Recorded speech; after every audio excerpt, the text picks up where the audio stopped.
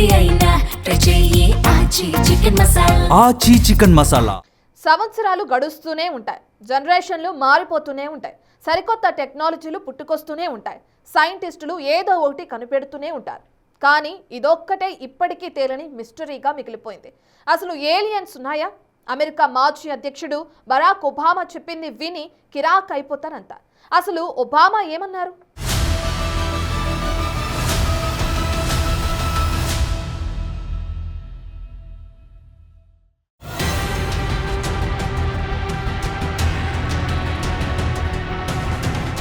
Aliens అంతు చిక్కని రహస్యం.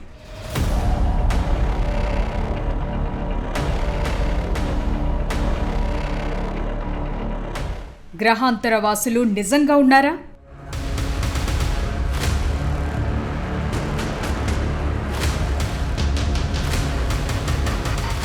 Aliens పై ఎన్నో ఊహాగానాలున్నాయి.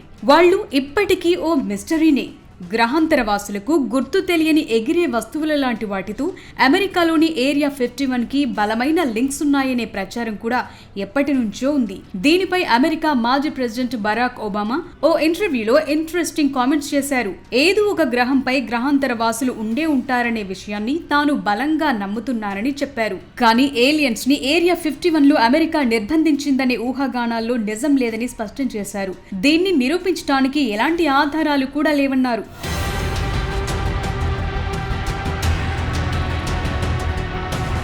10 ఏళ్ల కిందట యుఎస్ ఎయిర్ ఫోర్స్ రీపర్ డ్రోన్లు సేకరించిన రాడార్ రికార్డింగ్స్ లో మధ్య ప్రాచ్యంలోని కొన్ని ప్రాంతాలపై ఏలియన్స్ ఉనికి కనిపించిందని అనేక రిపోర్టులు వచ్చాయి. ఇప్పుడు వాటిపైనే ఒబామా స్పందించారు. గ్రహాంతర వాసుల ఉనికికి సంబంధించిన అనేక రికార్డులు అమెరికా ప్రభుత్వం దగ్గర ఉన్నట్లు తాను అధికారంలో ఉన్న సమయంలో కూడా సమాచారం లేదన్నారు.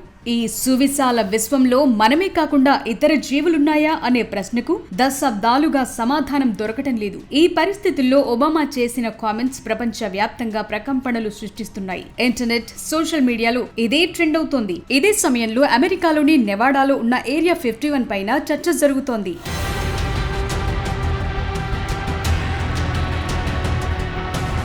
ఇది అత్యంత రహస్యమైన ప్రాంతం. ఇక్కడ అమెరికా సైన్యం, సైంటిస్టులు ఆయుధాలు సహా వివిధ టెక్నాలజీలను టెస్ట్ చేస్తారు. సైనిక శిక్షణ కూడా ఇస్తారు.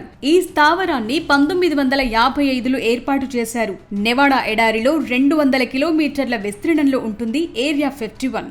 ఇక్కడ గతంలో లాక్హీడ్ మార్టిన్ U-12 నిఘా విమానాలను టెస్ట్ చేశారు. ఆ తరువాతి నుంచి సీక్రెట్ ఫైటర్ జెట్ల పనితీరును ఇక్కడే అంచనా వేశారు. ఈ ప్రాంతం చాలా కాలంగా ఏలియన్స్, UFO సైటింగ్స్ తో ముడిపడి ఉంది. అయితే అమెరికా ప్రభుత్వం 2013 వరకు ఈ స్థావరం ఉనికిని అధికారికంగా అంగీకరించలేదు. ఇప్పుడు దాన్ని తొలగించారు.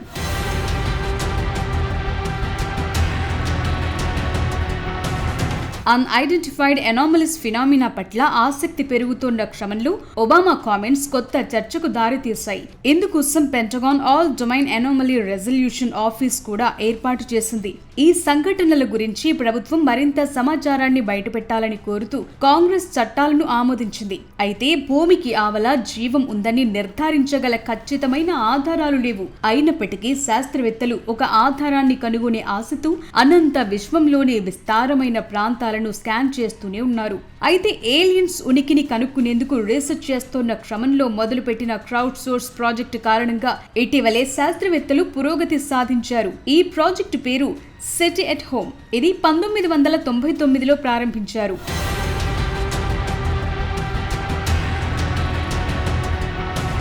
ప్రపంచవ్యాప్తంగా లక్షలాది మంది వాలంటీర్లుగా పాల్గొన్నారు. ప్యూర్టో రికోలోని అరెసిబో అబ్జర్వేటరీ నుంచి వచ్చిన డేటాలు అసాధారణ రేడియో సంకేతాలను గుర్తించడమే లక్ష్యంగా పెట్టుకున్నారు. 2020లో కేబుల్ ఫెయిల్యూర్ కారణంగా భారీ రేడియో టెలిస్కోప్ కూలిపోయింది. ప్రాజెక్ట్ అకస్మాత్తుగా ఆగిపోయింది. అయితే 21 సంవత్సరాల డేటాలో 12 బిలియన్లకు పైగా ఇంట్రెస్టింగ్ సిగ్నల్స్ గుర్తించారు. పరిశోధకులంతా ఇప్పుడు ఆ ఫలితాలను తనిఖీ చేస్తున్నారు. ప్రస్తుతం చైనా ఫాస్ట్ రేడియో టెలిస్కోప్ ని ఉపయోగించి తిరిగి పరిశీలిస్తున్నారు. ఇదిలా ఉంటే 4 ఏళ్ల కిందట కూడా UAP, UFO గురించి ఒబామా మాట్లాడారు. ఆకాశంలో వింతగా ప్రయాణించే వస్తువుల వీడియోలు, రికార్డులున్నాయని, అవి ఎలా, ఎంత వేగంగా ప్రయాణిస్తున్నాయో మనకు అర్థం కాదని అప్పట్లోనే ఆయన అంగీకరించారు.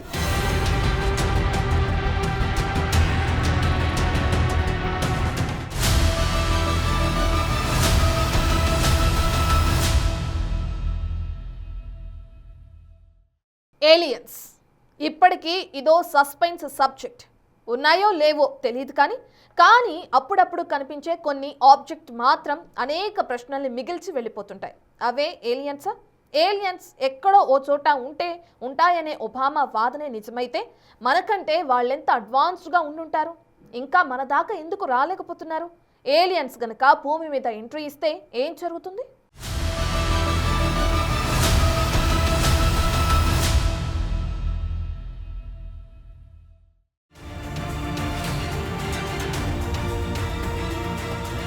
ఏలియన్స్ అనే పదం వింటే చాలు ఆటోమేటిక్ గా ఓ ఉత్కంఠ మొదలవుతుంది. అంతకు మించిన డౌట్స్ మెదడులో మెదులుతాయి. విశ్వం ఎంత అనంతమైందో అందులో దాగున్న రహస్యాలు కూడా అంతే అపరిమితం. అమెరికా మాజీ ప్రెసిడెంట్ బరాక్ ఒబామా కూడా ఆకాశంలో మనం వివరించలేని, గుర్తించలేని ఆబ్జెక్ట్స్ తిరుగుతున్న మాట నిజమన్నారు. ఇది విన్నాక సైంటిస్టులకే కాదు సామాన్యులకు కూడా అంతు చిక్కని ప్రశ్నలు మొదలయ్యాయి. అసలు ఏలియన్స్ మనకంటే ఎంత అడ్వాన్స్డ్ గా ఉండి ఉంటారు? వారు ఎందుకు మనల్ని కలవట్లేదు? ఒకవేళ వారు వస్తే ఏం జరుగుతుంది? ఈ విశ్వం వయసు దాదాపుగా 14 బిలియన్ సంవత్సరాలు. భూమి పుట్టింది కేవలం 4.5 బిలియన్ ఏళ్ల క్రితమేననే అంచనాలున్నాయి. అంటే మనకంటే కొన్ని కోట్ల సంవత్సరాల ముందే వేరే గ్రహాలపై జీవం ఆవిర్భవించి ఉండే అవకాశం ఉందనే వాదన బలంగా ఉంది. ఒకవేళ అదే నిజమైతే వారి టెక్నాలజీ మన ఊహ కూడా అందనంత స్థాయిలో ఉంటుంది. దీన్ని అర్థం చేసుకునేందుకు కార్దాషియన్ స్కేల్ అనే సిద్ధాంతాన్ని వాడతారు. టైప్ 1 సివిలైజేషన్లు తమ గ్రహం మీద ఉన్న మొత్తం శక్తిని వాడుకోగలరు. అదే టైప్ 2 సివిలైజేషన్లు సూర్యుడి లాంటి నక్షత్రాల నుంచి వచ్చే మొత్తం శక్తిని గ్రహిస్తారు. టైప్ 3 సివిలైజేషన్లో మొత్తం గెలాక్సీలోని శక్తిని కంట్రోల్ చేయగలరు.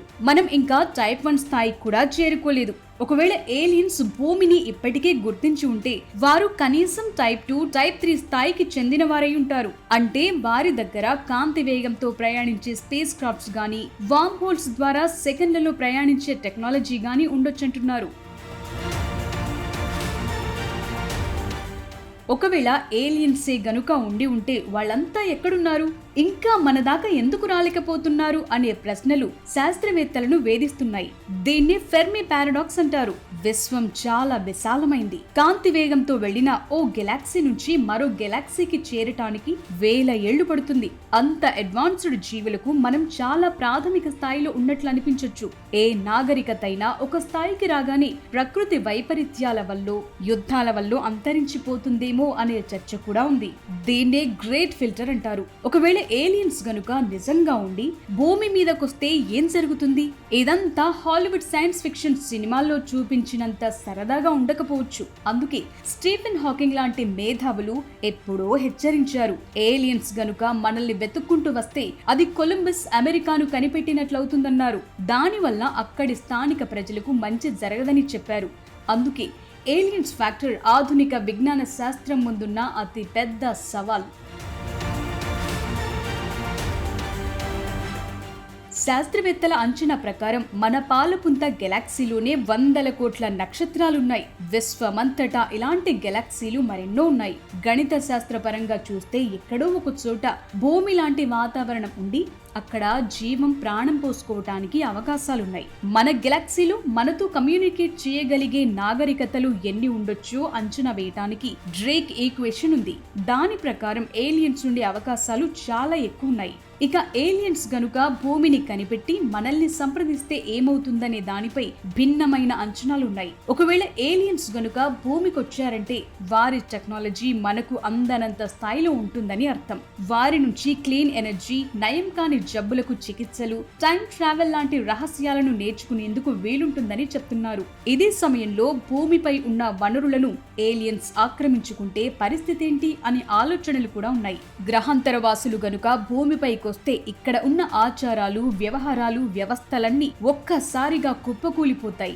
మనిషి అత్యంత తెలివైనవాడు అని అహంకారం పోయి విశ్వంలో మనం చాలా చిన్నవాళ్లం అనే వాస్తవం అందరికీ అర్థమవుతుంది.